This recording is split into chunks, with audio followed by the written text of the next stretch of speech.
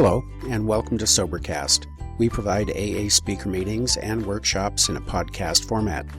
We are an ad-free podcast, and if you enjoy listening, please help us be self-supporting by visiting Sobercast.com, look for the donate link, and drop $1 or $2 into the virtual basket. Also, if you're a member of NA or have friends that are, please tell them about our other podcast, NAPOD. NAPOD features NA speakers and workshops in the same format as Sobercast. We upload a new speaker every day, and it's easy to subscribe by searching for NAPOD, N-A-P-O-D, all one word, on any podcast player app, or go to napod.xyz if you'd like to listen online. Hope you enjoy the podcast and have a great day.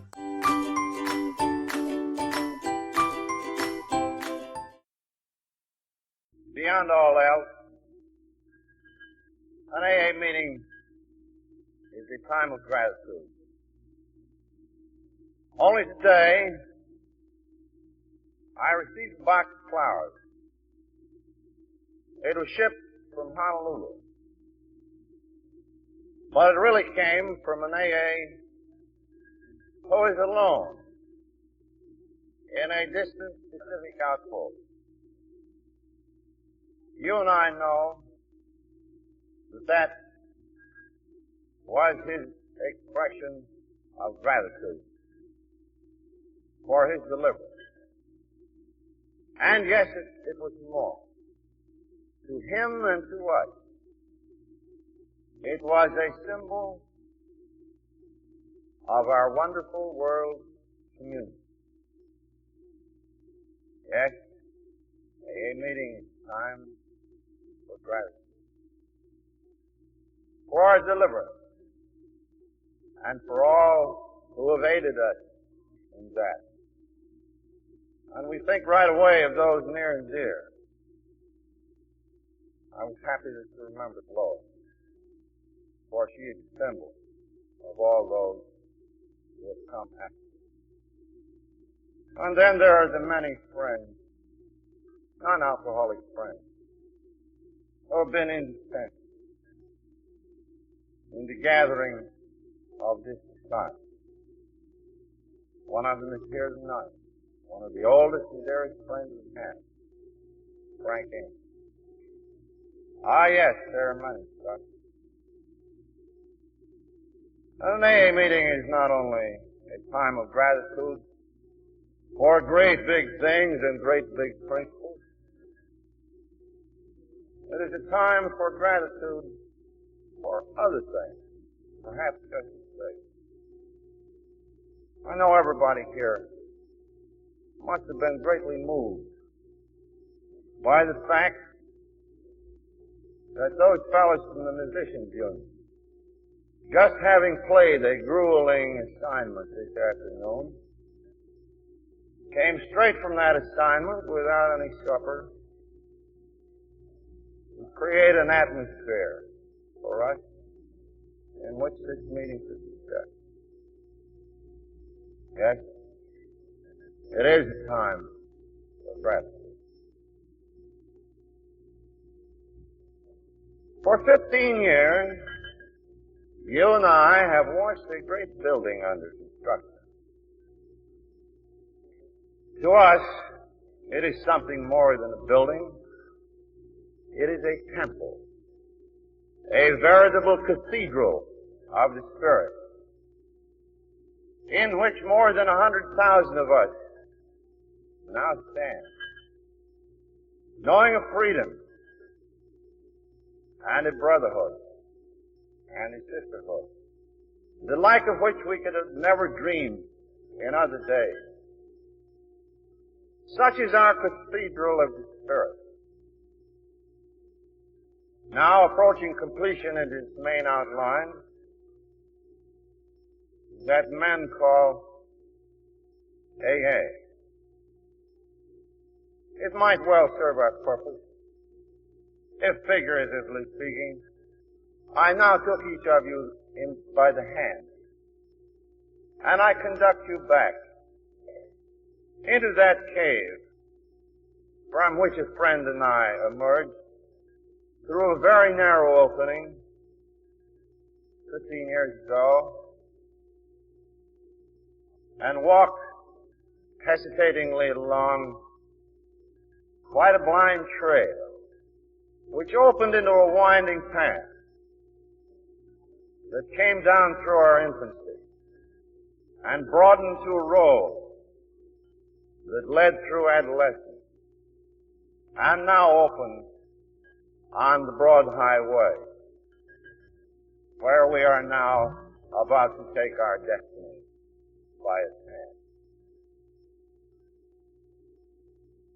And as we take that journey, let us pause every now and then to note those times and places in which there were great hours of realization and great hours of decision which so deeply affected our destiny. That will set a background suitable, I hope, for what we are about to do tonight. Speaking of hours of realization and decision, your first one respecting AA was just the same as mine. Mine came on a summer day in 1934 when I lay upstairs in the drunk tank on Central Park West, New York. I'd been there many times before, but this time it was different. By now I was acquainted with the gravity of my malady. I knew I was possessed of an obsession that condemned me to go on drinking, a physical sensitivity which would ensure madness. That's stuff. I knew I had no power to go on living. And such has been the realization of every alcoholic here. And it is well expressed in the first step of our program. The first step toward freedom being the realization of our own powerlessness. Such is the divine power of God upon which this society is built. Downstairs, another one shared this same hopelessness. That was lost. She was talking to the doctor. She was asking the doctor the very same question that you wives and husbands of alcoholics out there have asked. She was saying, Bill is a man of great willpower, great persistence, great obstinacy. For 2 or 3 years, doctor, I'm sure he has wanted to stop above all else. What has happened to his willpower? Why, oh why, doctor, can't he stop? And the good man came back with the answer we so well know. Gentle soul he was. He had to tell Lord that I was indeed possessed of a power greater than myself. Indeed, I was obsessed by the tyrant Barley. And she said, as you have said, well, how serious is this, doctor? And the good man, Dr. Silkworth, a medical saint, if ever there is to be one, hesitatingly told her, I thought Bill might be an exception to most of those who come this way, one of those rare exceptions. But now I'm afraid it isn't going to be so. I'm afraid, Mrs. Wilson, you will have to lock him up somewhere. Else he will lose his mind, and perhaps more, his life. So we alcoholics have no monopoly on hopelessness. It certainly has been a shared experience among us. Then came a realization to somebody else. And to see. 3 months later, a friend, himself an alcoholic, heard of the straits in which I was. He decided to come and see me because he had experienced a relief from his obsession, his spiritual need. I hadn't seen him in a good many years. I was drinking in his kitchen. I had now become a lone drinker, no longer daring to go in the street, or the police would get me. The erstwhile great provider of Wall Street time was now being supported by his wife, Lois, working in a department store. Here was my friend on the phone. I thought, oh, would it be wonderful to talk with old Ebby again. We'll drink and we'll talk about the good old days. Ah, how significant that remark, the good old days. The only place the mind could go. For us, the present was unbearable, and there was to be no future. Yes, we talk about the good old days. So I mused over my gin while I waited for him. And suddenly he's in the doorway. I suspect we drunks are a little psychic. I saw right away that something had happened to him. Not only was he sober for the first time I had ever known him to be in New York, there was something different. He sat down at the table. I pushed over my crock of gin. I used to drink 3 bottles a day then. Put a little pineapple juice in it so Lois would think there were cocktails, you know.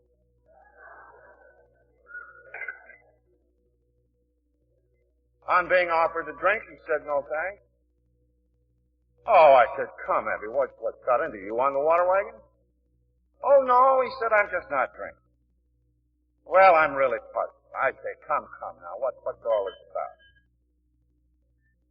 He looked at me with a half smile, and he said, I've got religion. Ah, what a sad blow. Got religion.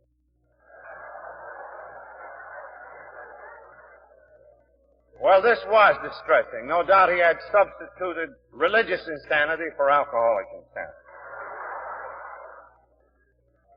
But one had to be polite, and I said, well, my dear boy, what kind of religion have you got? What brand is it?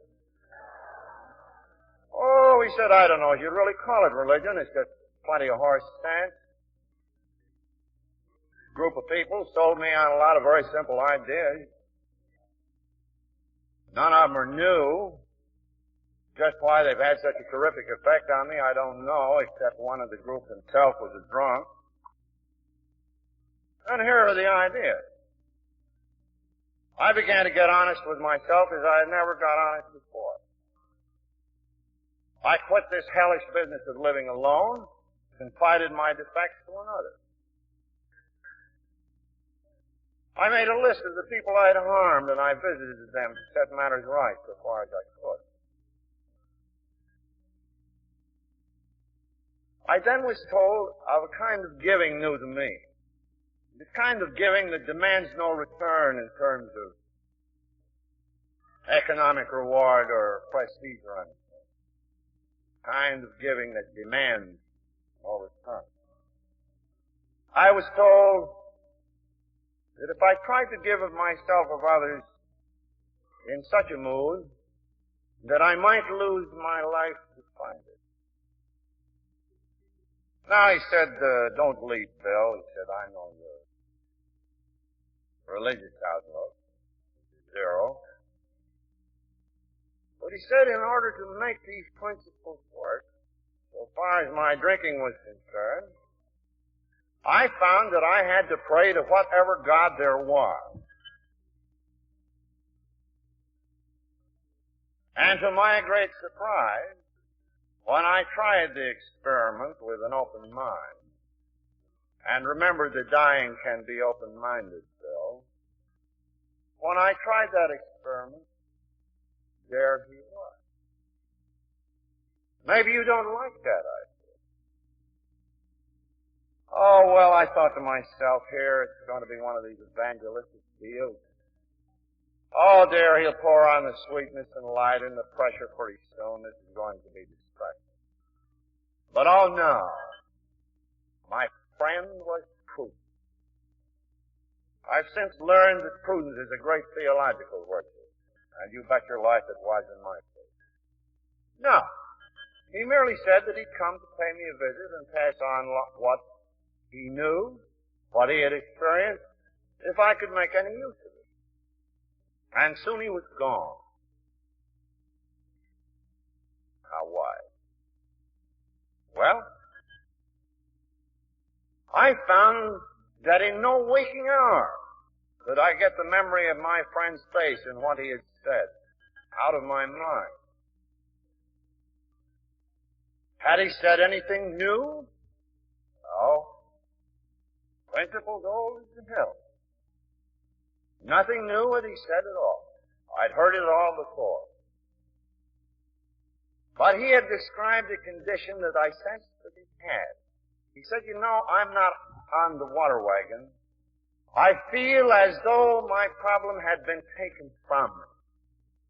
I feel all in one piece. I feel free. I feel released. And somehow I knew that was so. Well, I went on drinking for 3 or 4 weeks, and I came to the same conclusion that every alcoholic here has since come to. And the conclusion was, who are beggars to be choosers? And if there is any such physician as my friend says, I had better seek him out. So I thought to myself, well, I can't have one of these. Emotional conversions, you know, I'm a Vermont Yankee. They don't have that sort of thing up there. It's got to be an intellectual business, you know. If I'm drunk when I'm converted, why, it might not be the real thing. I better go get thoroughly sobered up and take another good hard look at this deal. So I start for the hospital. Well, you know how drunks are on the way to the hospital to be dried up for the last time. You always get drunk as a monkey, and so did I. So I came tottering into the hospital waving a bottle. My old friend, the doctor, looked at me rather sadly, for he had had hope in my case. And I says, Doctor, this time I've got something. And he said, I'm afraid you haven't, boy. You better go upstairs and go to bed. So to bed I went. And because I'd gone to the hospital early, I wasn't too badly off in 3 days' time. Free now of alcohol and sedatives, I was frightfully depressed. And behold, my friend stood in the door, very early one morning, long way uptown. I thought to myself, he does practice what he preaches.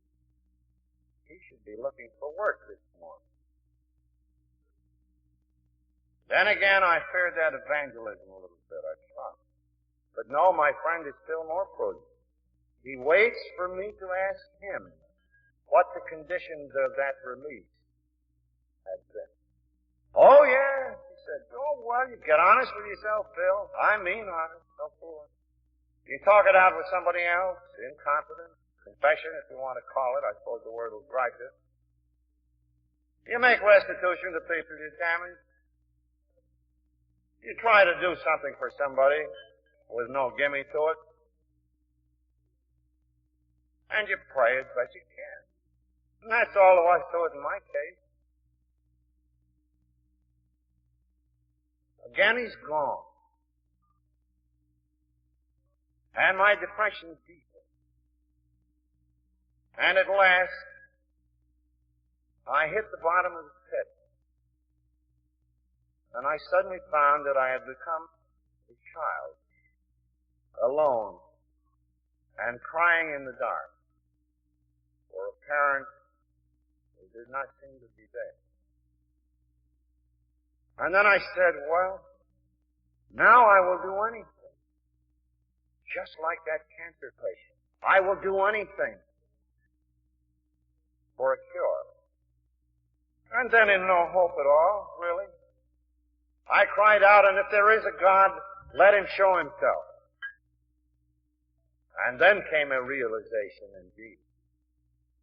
The greatest one in my whole life.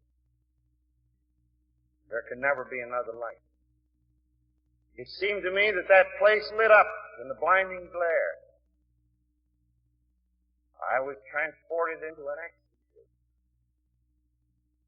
And I suddenly realized that I was free and utterly lost in this strange state.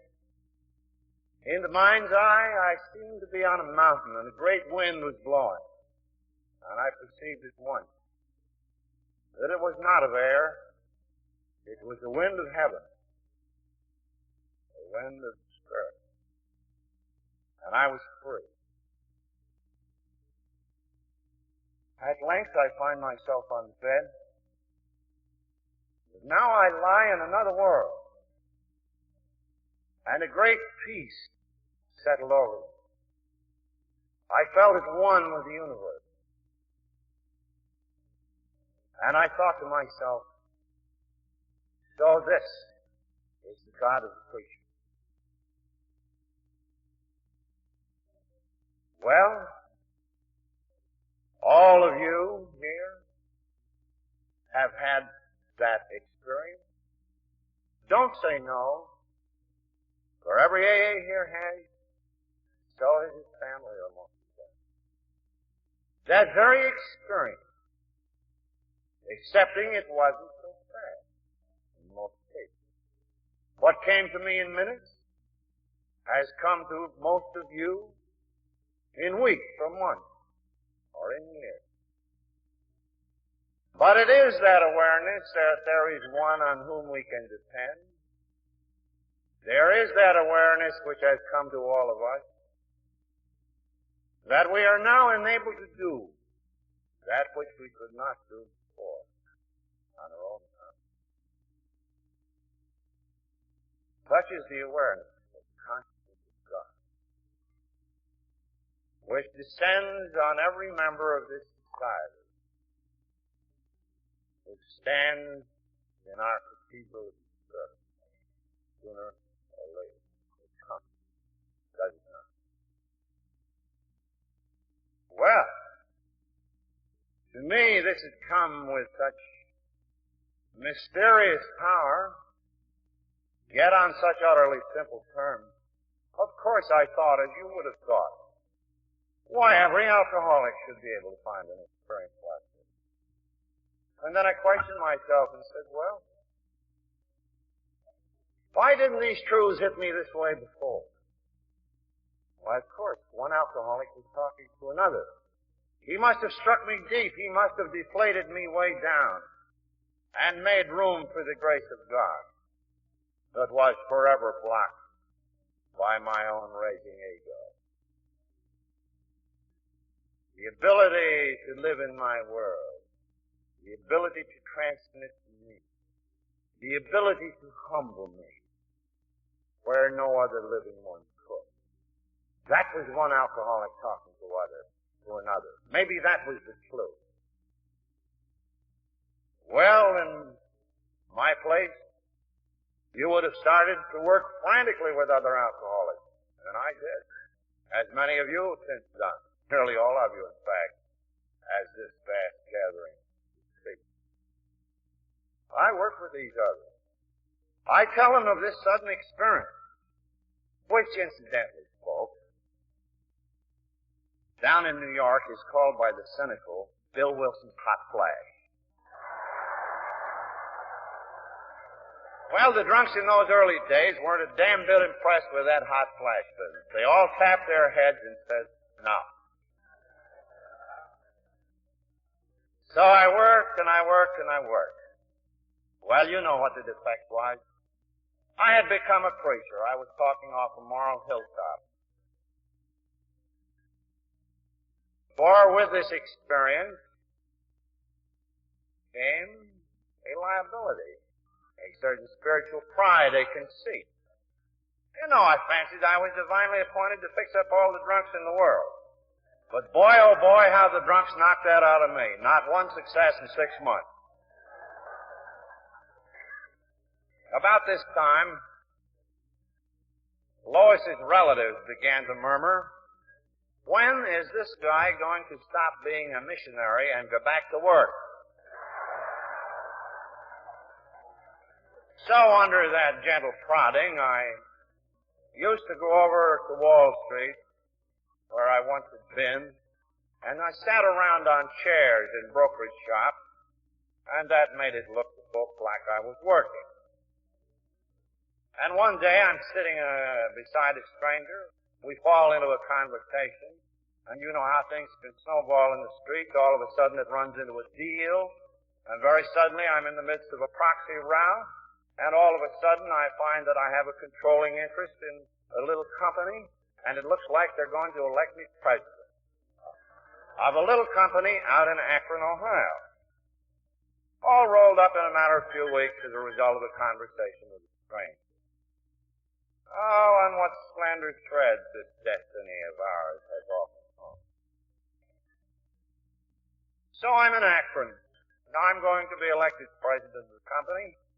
Now we're going to be respectful. We'll hold up our heads in this community. And when I get the economic situation fixed up, then maybe I'll work some more with these drunks. And we'll get Lois out of that damn department store. Those were my thoughts. This new crowd threw their proxies on the table, but they didn't have enough, so I wasn't president.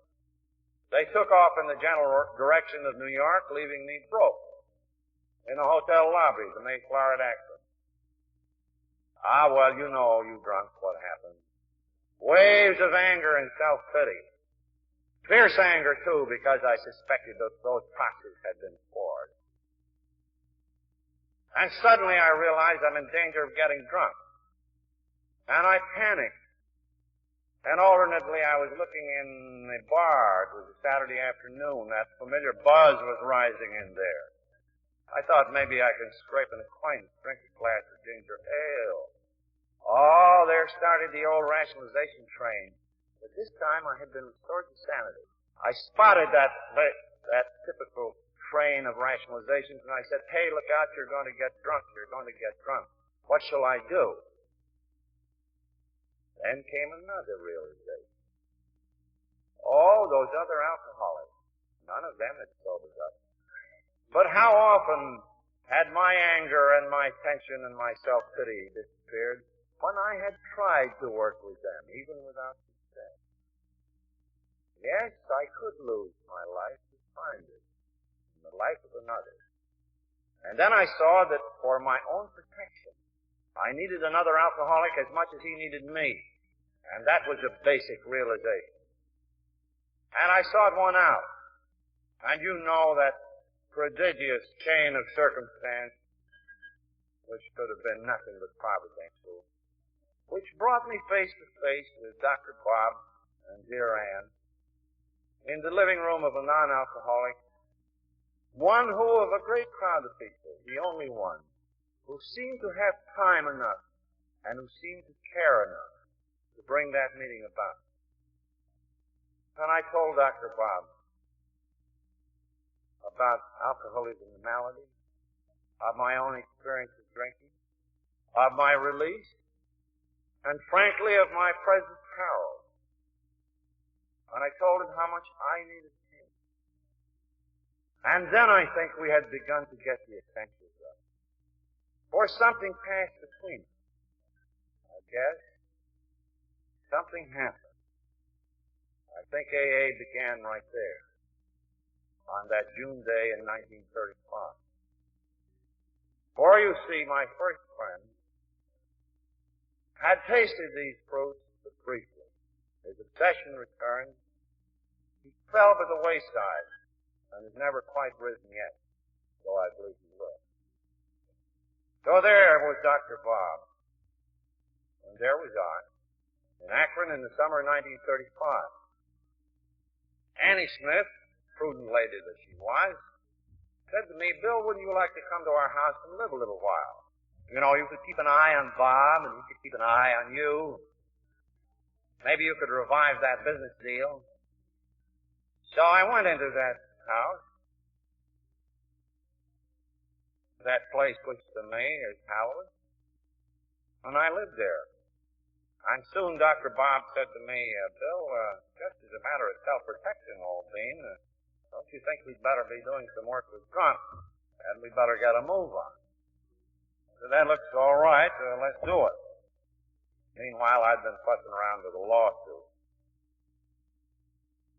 So he called up the city hospital, where he had been talked off the staff. He calls for the nurse in the receiving ward. He tells her that he and the friend from New York thought they had a cure for alcoholism. And said the rather exasperated nurse, think you got a cure for alcoholism? Doctor, why in heaven's name don't you try it on yourself? Well, he said, a part of the cure is working with other drunks, and we're looking for a drunk to work on. Well, the nurse said, well, we got a dandy. They just wheeled him in here in the ambulance. He's got the DTs. Used to be a well-known attorney here in town, member of the city council. But he's got so bad that in the last 6 months he's been in here 4 times. And he can't even get out of here and home without getting drunk. He's in a bad way. He's raving. He's blacked the eyes of one of the nurses and knocked her down, and now we've got him strapped. How would that one suit you, doctor? Well, Smithy said, that sounds pretty good, nurse. Put him to bed, and here's his medication, and we'll be around when he gets cleared up a little. So presently, Dr. Bob and I saw a sight that tens of thousands of us have since beheld. And God willing, hundreds of thousands of us will still behold. You know what it is. It is the sight of the man on the bed who does not yet know that he can get well. So there was the man on the bed.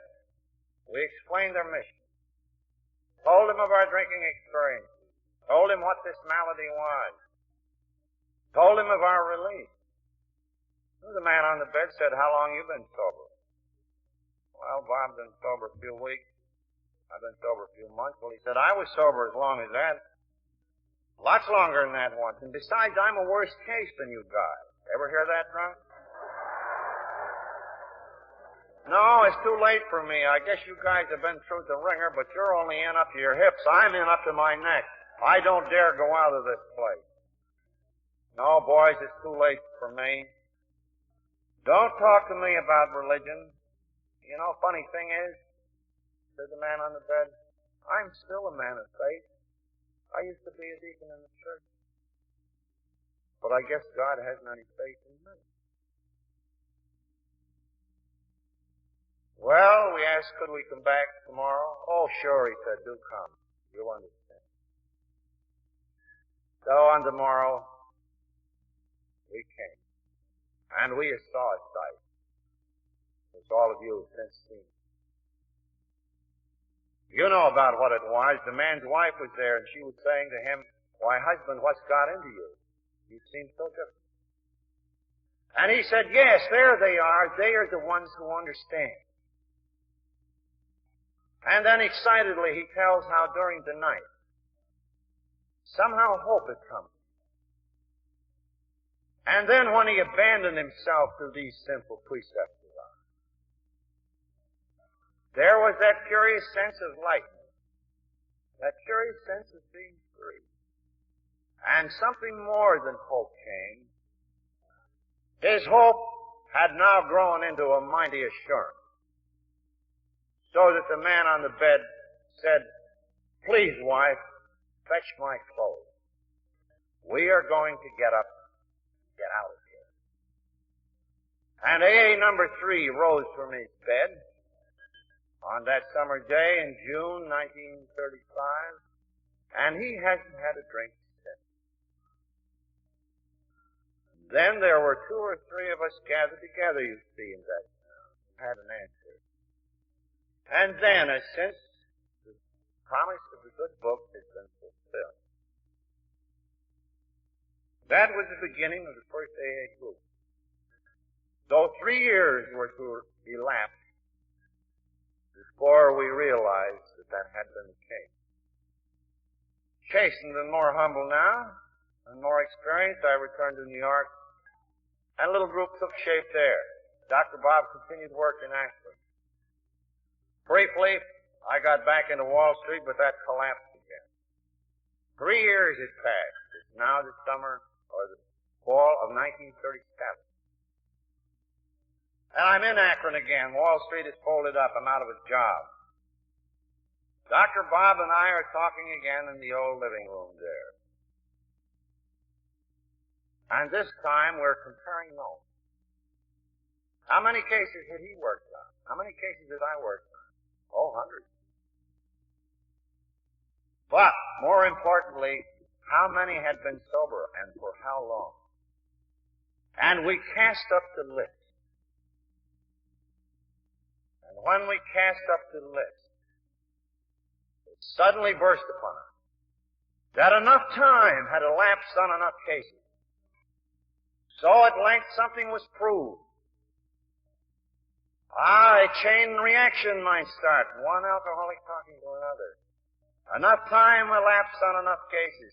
Yes, that was it. And he and I clearly saw that new light which had begun to shine upon us children of the night. Ah, what an hour of realization that was. I wish you could have shared it with me. But that realization brought a vast responsibility. There were only a couple of score of us in both towns. The amount of failure that had been immense, the amount of labor great. How were we 40 people going to tell the 1 million alcoholics in America who yet didn't know? Those who were still lying on these beds and might never know in time. How are we to transmit this stuff?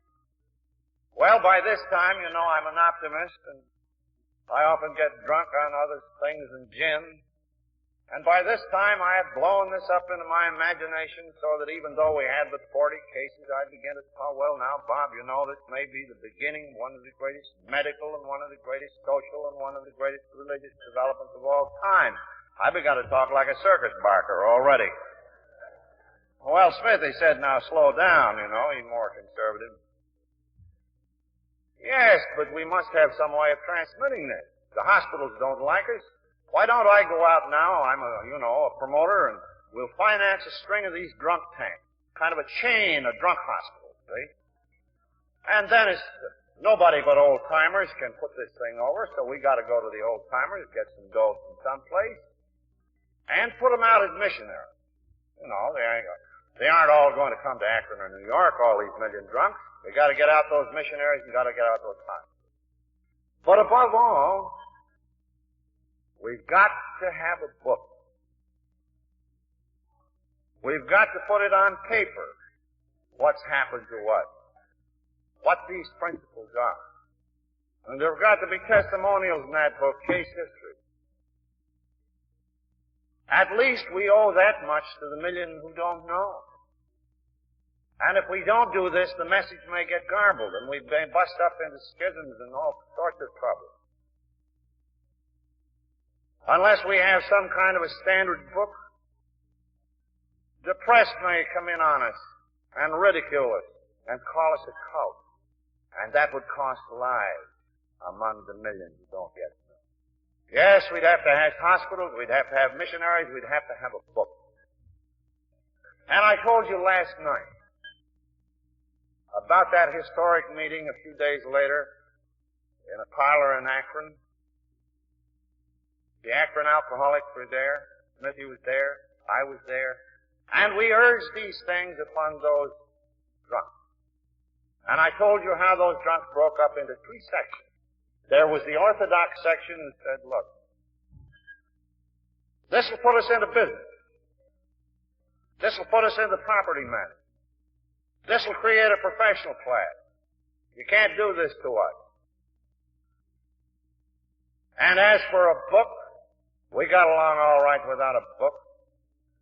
If we have a book, we'll quarrel what we put in it. Maybe it won't be right anyway. And we'll quarrel what about the money about that book and who's going to publish it. No, the strength of this thing is one drunk talking to another in those parlors. So said the Orthodox section of that day. And then the promoters, well, you already know what they said. Just gotta have books, gotta have hospitals, gotta have it. And the indifferent people, the people in the middle, who really decided the thing, said, well, we don't want to be bothered with any of this. What if Smithy and Bill think we gotta have some dough? We think Bill had better go back to New York where there's a lot of it and get it up. So the indifferent, plus the promoters, outvoted the Orthodox people of that time. But as later events showed us, the Orthodox people were not all wrong. And I told you last night how Mr. Rockefeller, by giving him of himself but not of his money, saved this movement from professionalism and property ownership. But as you know, we did come up with books. The one from which the reading is done tonight. The core of which are those 12 principles. The early word-of-mouth program, laid down in 12 concrete steps. Happily, those steps have been accepted by the world of medicine and by the world of religion, and almost, you might say, by the world in general. Since that day. But when that book, that tiny chip, was launched on the world tide of alcoholism, none could then foresee what happened. You remember times were very tough. The printer almost got the book. The sheriff moved in. We lost our house. Mr. Rockefeller gave us no money. We didn't hear from him for 3 years. And then things began to unfold. And Liberty Magazine published a piece. Some inquiries came in. We started to distribute them. The fall of 1939, a man came up to me only today and said, I came in on that Liberty piece. And you remember how in 1940, Mr. Rockefeller gave the dinner to all the rich men? We had about $5 billion in capital and bankers in the room, and we figured the time for the big touch was here. The money was coming in. Nothing of the sort happened. He gave of himself, but not of his money once more. But he stood up and publicly staked his reputation and placed his confidence on 800 anonymous drunks. What a vital contribution. What a realization and a decision on his part. How easily he could have unwittingly ruined us. Oh yes. There have been many great realizations and many great decisions taken on this road which leads to our destiny. And they haven't all been taken by us. That was one of them. And damn few have been taken by me, too, I'll tell you that. I'm going to knock this inspired leadership idea right out of you in a minute. Anyhow, you know, the big payoff came when Jack Alexander's piece appeared in that Saturday Post. And thousands upon thousands of inquiries from frantic drunks and their wives and relatives poured in on that little New York office. And that announced to the world that this thing was on the level and that the Saturday Post was saying so. As much as if to say, this is good, folks, come and get it. And how they did come and get it. You can remember. Remember that old-timers dinner we had only yesterday? All of the people there who came into the Los Angeles group at the time of the Post article. Well, right then and there, of course, we now see in retrospect that AA had come out of its infancy and had begun to enter its next phase, the phase of adolescence. Well, with us, adolescence was especially fearsome exciting and perilous time. You see, it had been proved that the individual could stay all in one piece by these principles and by working with others. But now the test was, could these AA groups so rapidly forming stay in one piece? And we made the rather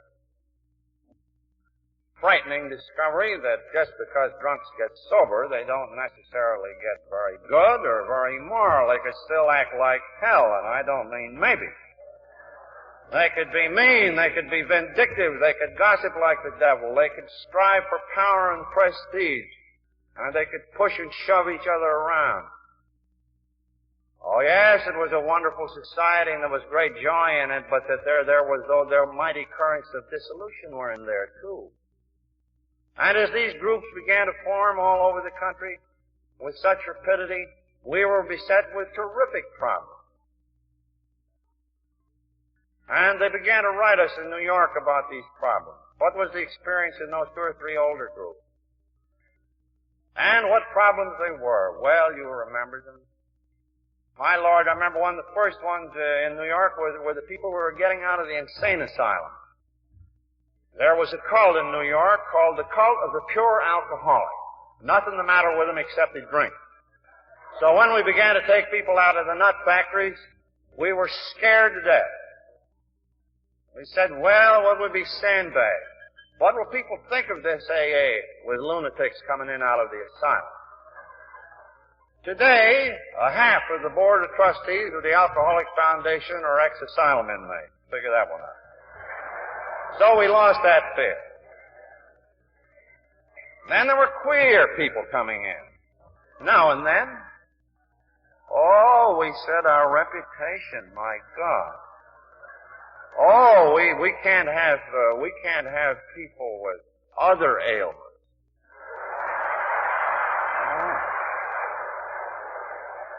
Well, you know and I know that some of those people have become our most respected and wonderful members. You and I look back with horror that we might have pushed them out into oblivion. Oh, we no longer have those fears. Then came the panhandlers, and then came the prestige seekers, and then came the politicians, and then came those quarrels over property when we got into the club business. Oh, yes, the club business. A brand new set of problems. Boy meets girl in club. What next? Oh! Appeared the big bad wolf and the little Red Riding Hood. Dissolution was near at hand, we thought. And, as in old time, the rock throwers threw the rocks and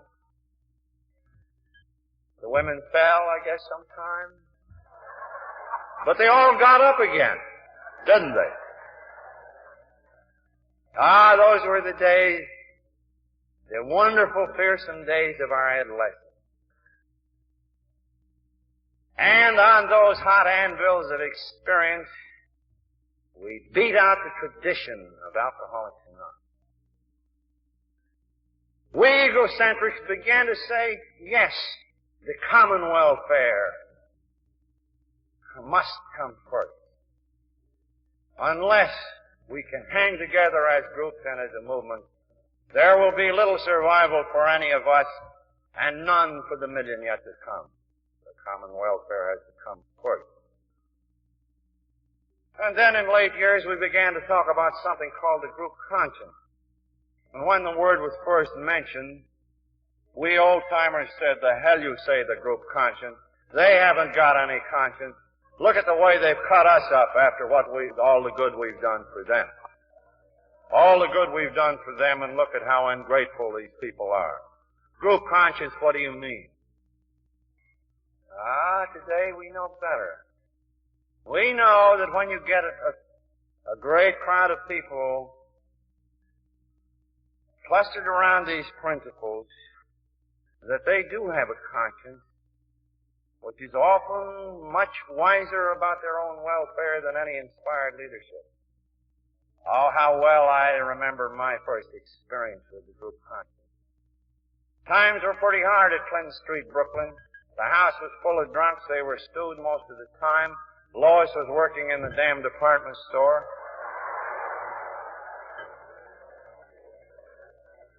And one day I was up at old Charlie Towns, who owned the drunk tank where I'd originally dried out. Charlie called me in his office. He said, "Look, Bill," he said, "I want to talk to you." He said, "Old Doc Silkworth always had faith in this thing of yours." He said, "I didn't." But he said, "Now I do." He said, "I know, you only got 40, 50 members around here, but someday, my boy, we're going to fill Madison Square Garden with those drunks." I said, "Doc, I used to think so, but I think you're a little imaginative." "No," he said, "I believe that." Now he said, "Look, Bill, these other drunks are getting drunk. You're passing them up over their head. They're going back to work. Drunks may be pretty crazy, but none of them are stupid. They can certainly earn money if they can stay sober. And you two people, you and Lois, you're starving to death.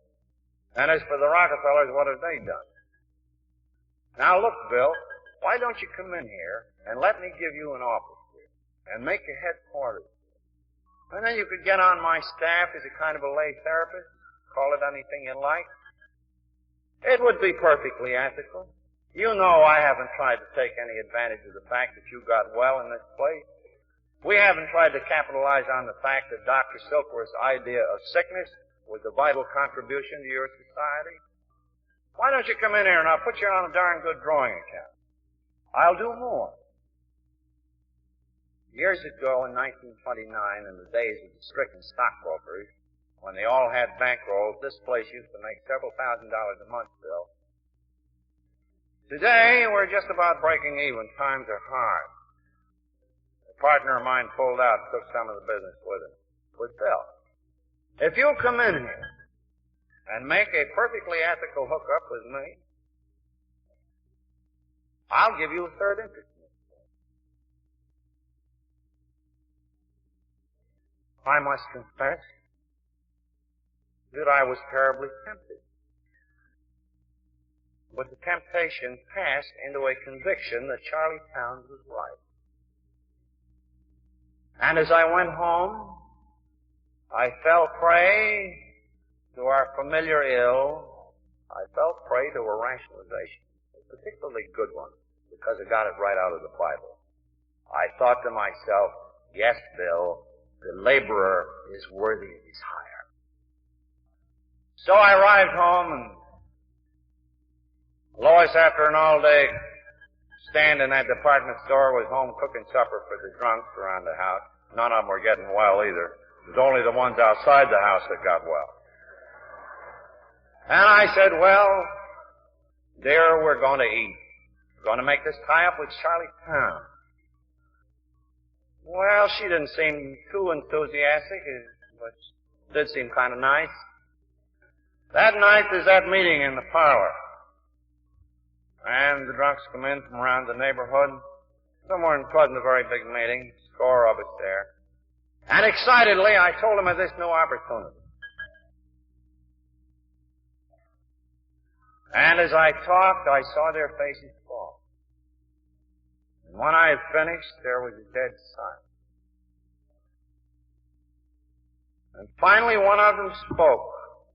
And I now know that he spoke for the group conscience.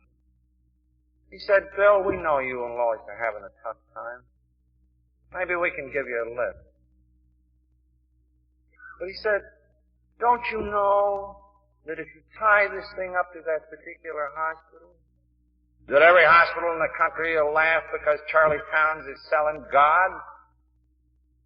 The old atheist. Don't you know, Bill, if you put yourself in that position that you'll become a professional?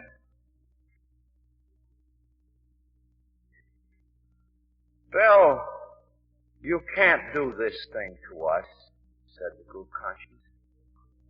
No, you can't do this thing to us. So I listened to the group conscience for the first time. And I knew that it was right. And luckily, I had the grace to obey it.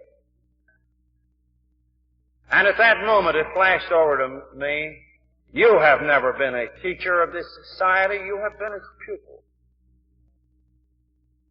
And ever since, I have tried to be a pupil of the experience of this society, and to listen and listen to the conscience of this movement when I fear I am tempted.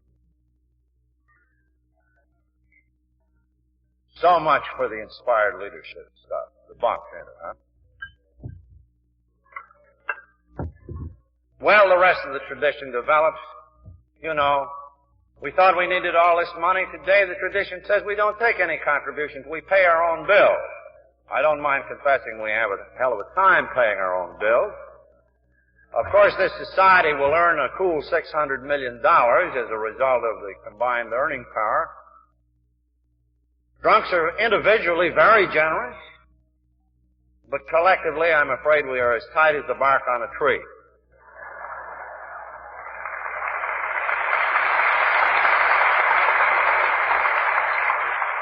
You know, there's a funny story about that.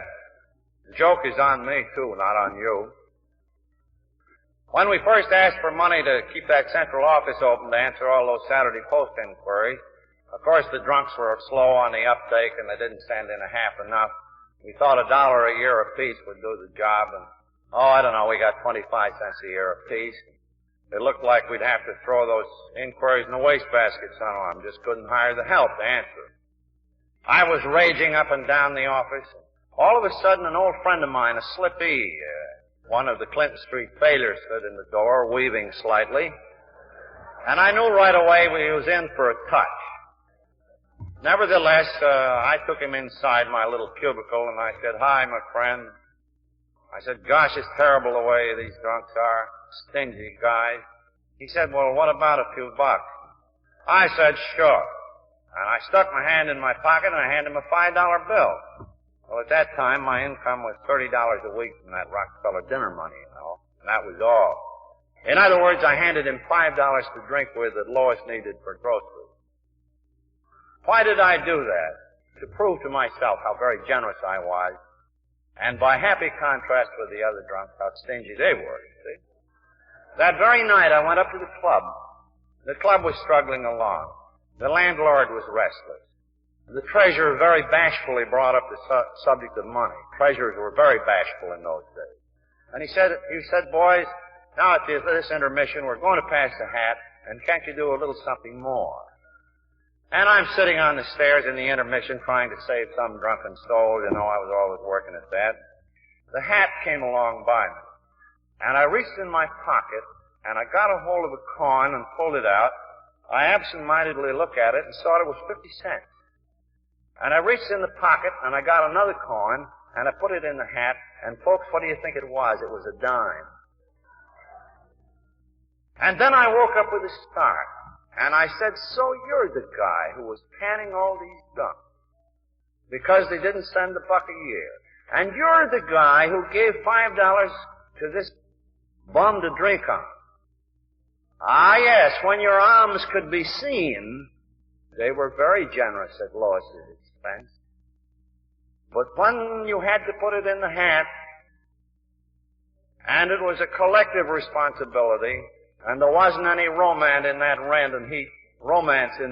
heat and light stuff, then you turned just as tight as anyone.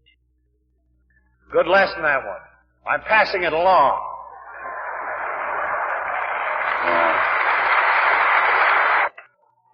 But we do obey principles.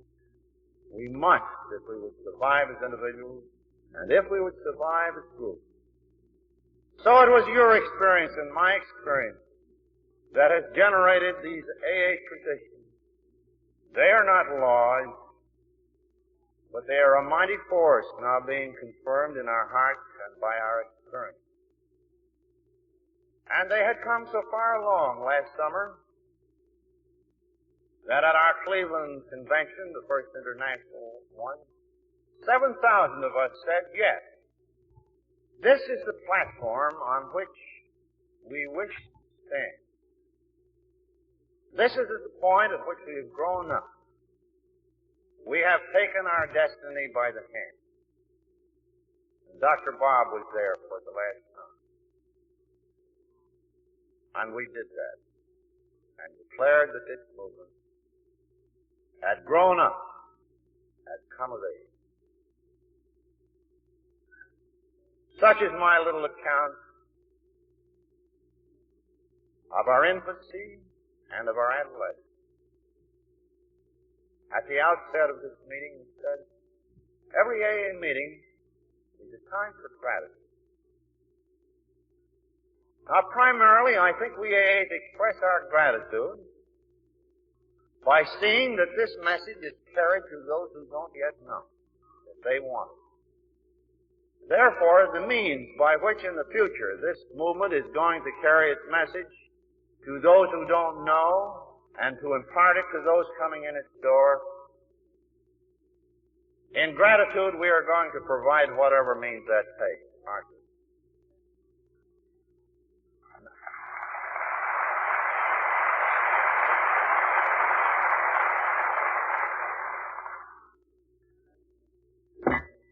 So that brings into the foreground of our thinking now the final phase of this discussion, which has to do with the subject of something we call services.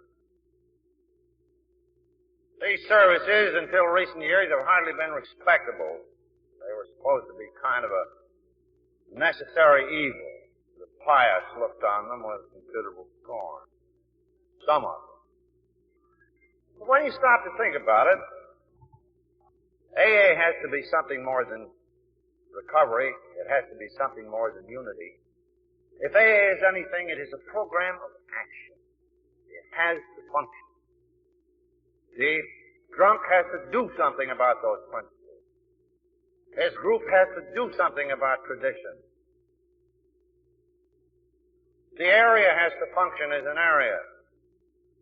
We see the need for central service. The movement has to function as a whole. What makes it function? Service. I suppose the first great service ever performed our movement was performed by my doctor, a man of medicine, when he sobered me up repeatedly and finally told me that this thing was a disease.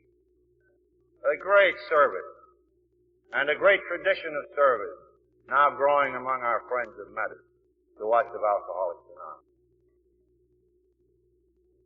Another service, by all odds the most expensive one we have, and for aught I know the most important one.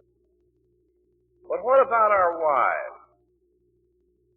I can remember the first time that Lois Wilson and Annie Smith baked cake and brewed coffee for those drunks out there in the living room, when this thing was still flying blind.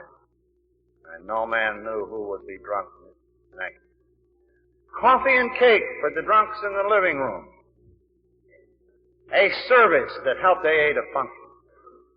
And then AA got too big for those living rooms. And the days of utter simplicity were over. We had to move out into hall. We didn't want to mix money with AA, but the landlords didn't care anything about that. They wanted rent. So somebody had to pass a hand. And at first it was somebody, it was anybody. The old-timers picked him out, and they paid the rent. But by and by, that somebody was elected. He became a treasurer. And then there was a chairman. He was the founder for a while, but by and by they'd push him off or he'd walk off. If he walked off, he was an elder statesman. If he was pushed off, he became a bleeding deacon. And the group began to have a little rotating committee that looked after the chores of the group. And in a big area like this, you found there were a few chores that had to be done centrally. Somebody had to answer the telephone when Alcoholics Anonymous was called. Somebody had to interview people who wanted to find out about it. Somebody had to make hospital arrangements. Somebody had to arrange meetings like this. Somebody had to arrange the dinners, this, that, and the other thing. Chores to be done for the area that couldn't be done for any group. So the idea of central service began to grow. And you had to hire a secretary or two. Oh, God, we groaned awfully about that, but we did it. And we're deeply realizing that those few chores must be done and well done. So, years ago, in anticipation of a need that this movement might have to have certain things done for the whole. You remember how I told you last night that we formed the Alcoholic Foundation, nothing but an incorporated committee of our first non-alcoholic friends and a few of us, and how at first the thing raised no money. In fact, it never raised much money except $3,000 a year for 5 years, and then we began to pay our own bills. And how the title to the book Alcoholics Anonymous was handed to those foundation trustees, and how then the management of our little office down there was handed to them, how you groups began to send in a little money to pay the bills in the office, bill handled by this board of trustees. Then we found out that no particular group or alcoholic should feel authorized to rush to a microphone or a newspaper or a magazine of national circulation and put out propaganda about AA. Our overall public relations got to be a problem. Gee whiz, I remember the first problem we had. There was a drunk down around Jacksonville, and he'd got one of these shouting religious experiences kind of mixed up with the AA stuff. Sobered him all right. And he prepared 13 lectures about Alcoholics Anonymous in which he figured very prominently. And he put them out on the Jacksonville radio, and as a result of that, some drunks showed up and the group started. Well, very much heartened by this, he being the promoter type like me, you know, he goes to one of the life insurance companies and said we should tell this whole message to America as a public health term. Well, actually, from the AA point of view, the message really stunk. I mean, if the groups had ever heard it, they would have gone berserk. A lot of drunks would have been turned away. The guy meant well, but the stuff was awful. Well, he wrote up to the New York office and said, I just made a contract with the Mutual Broadcasting Company and Gulf Life Insurance Company to put on my 13 lectures, and here are the lectures. Boy, we read them there in the office, and our hair stood right on end. Did this mean that any drunk could rush to a microphone any place, any time? On a big national hookup? This stuff was junk. It would be awful. What could we do? So I remonstrated with him. I tried to be gentle. I tried to be prudent.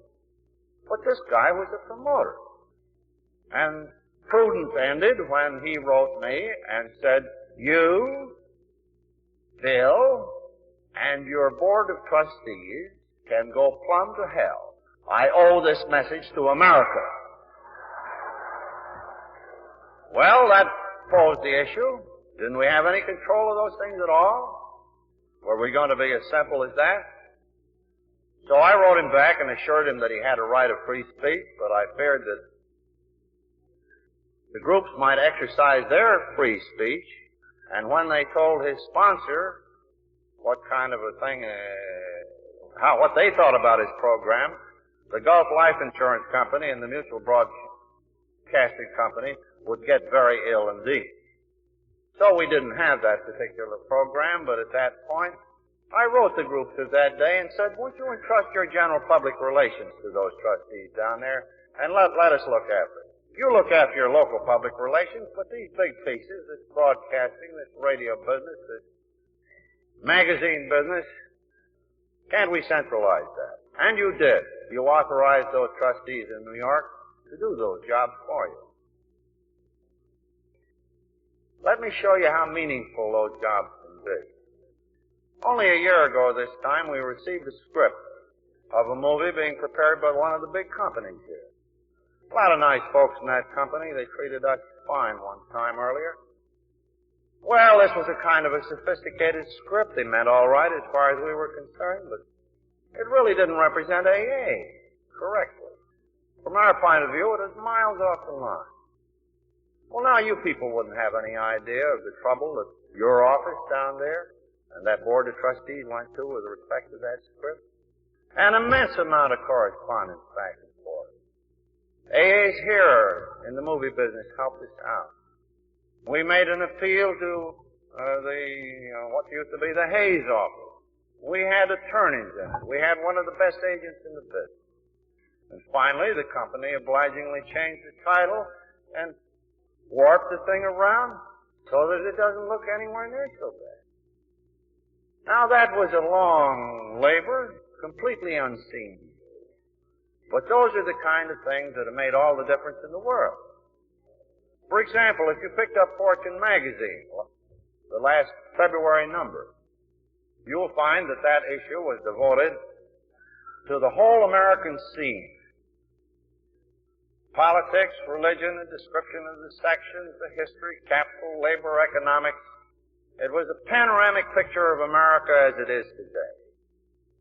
And of all the societies that Fortune might have picked out to cite as a typical and unique American institution, who should Fortune magazine pick but Alcoholics Anonymous?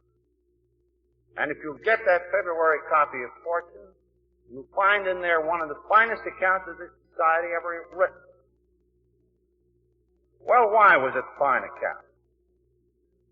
It was a fine account because in the first place, one of the editors of Fortune, himself an AA, wrote it. That's one reason it's good.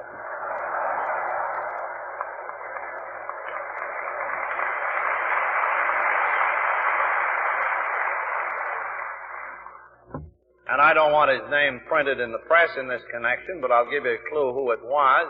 He's a fellow who a couple of years ago wrote the bestseller, put in the movies here, under the name of Mr. Blanding Builds His Dream House. Do you get the pitch? And my friend there, he comes over to the office and says, look, folks, sure, I know something about AA, all right. It saved my skin. I used to think Mr. Luce didn't know I was a rummy, but he did. He's asked me to do this job now. He knows I've been sober. But I need some help. Well, naturally, we turn the office inside out for Harry. Boy, we pull in files, we give him panoramic pictures of AA, and he's the first writer who has emphasized our tradition as something very unique, also something quite American, so that the public has begun to be aware of this singular tradition of us and that wonderful peace. In other words, a lot of people took a lot of pains. We spent some of your money long-distance telephoning to Eric's home in Florida. We had long conversations with some of the people in Fortune. Manuscripts were passed back and forth. Fortune at first thought they only wanted 1,000 words, and before they threw, they added up to something around 7,000 words. You better read it. But that piece just didn't happen. Now, those chores have been done for you by some of us old-timers down in New York, plus those good secretaries and the grapevine editors. For years, I've invested almost the last 10 years of my life in doing that sort of service for the whole of Alcoholics Anonymous. So now you have a situation where those friends of ours, that board of trustees, now control your money. They control your literature, your book, the book Alcoholics Anonymous, that standard pamphlet literature. They look after your office of information, of mediation, and of propagation to distant lands.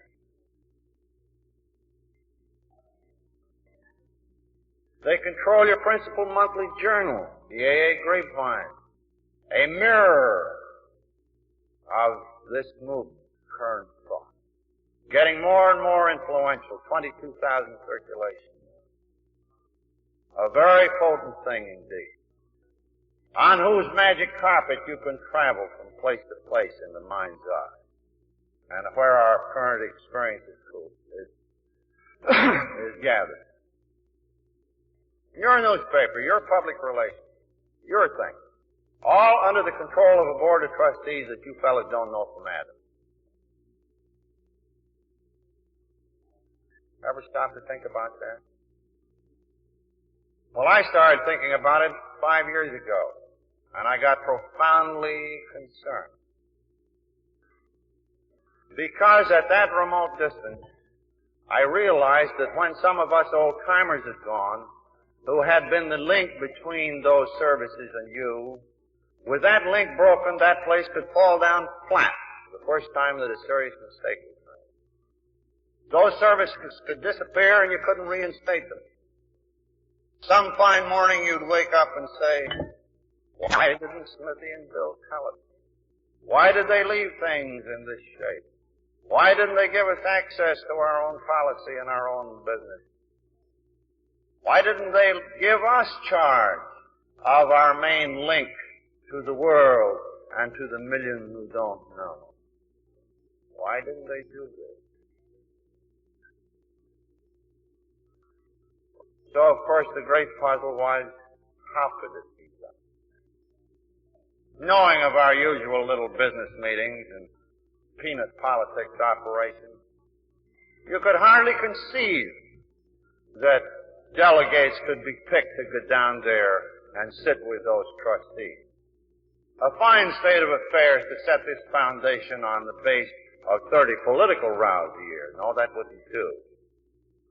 Somehow we would have to find a means of elevating our usual business and political operations into the area of statesmanship. And a couple hundred of us saw the proof of it this afternoon. It can be done. 60 links can be forged to take the place of Smithy and me to these services so vital to our future. I know you're going to do it, and I thank God. So leading to this step, before Smithy died, a pamphlet was prepared called The Third Legacy,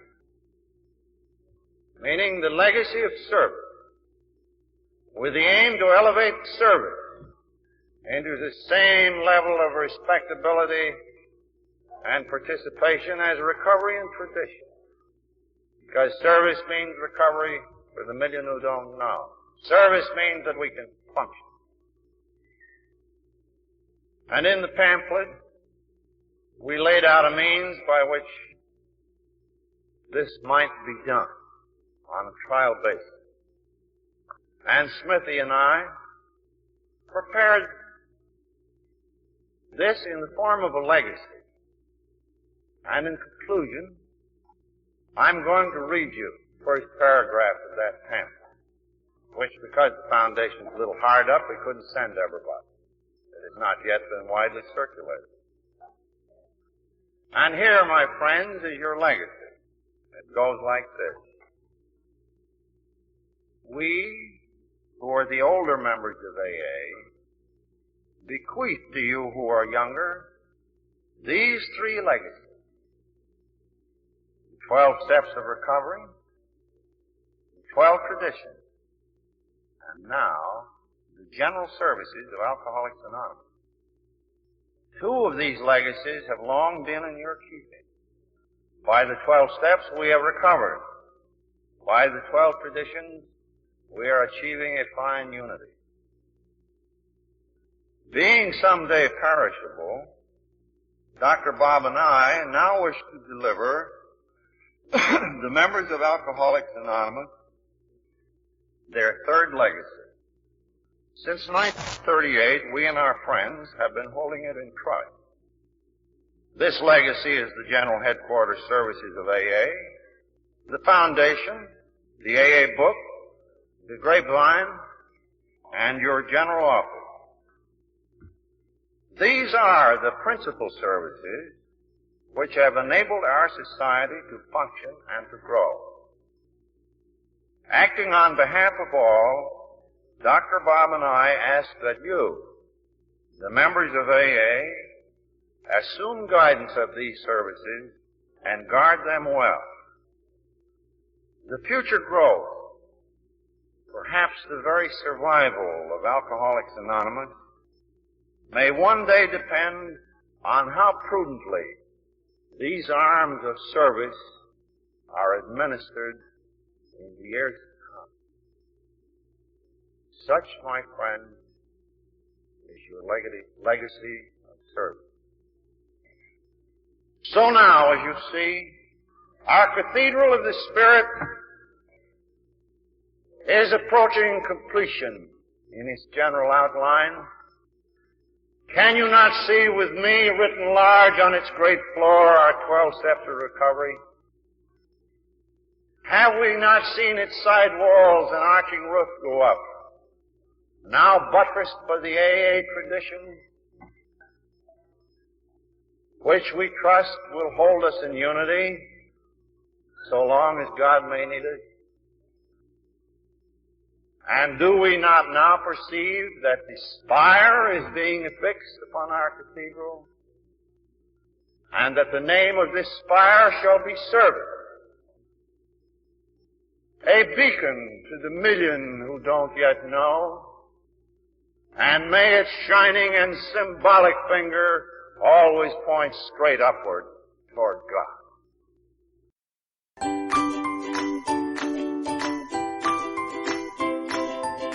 Thanks for listening. I hope you enjoyed the podcast. Sobercast is ad-free, and we'd like your help in order to keep it that way.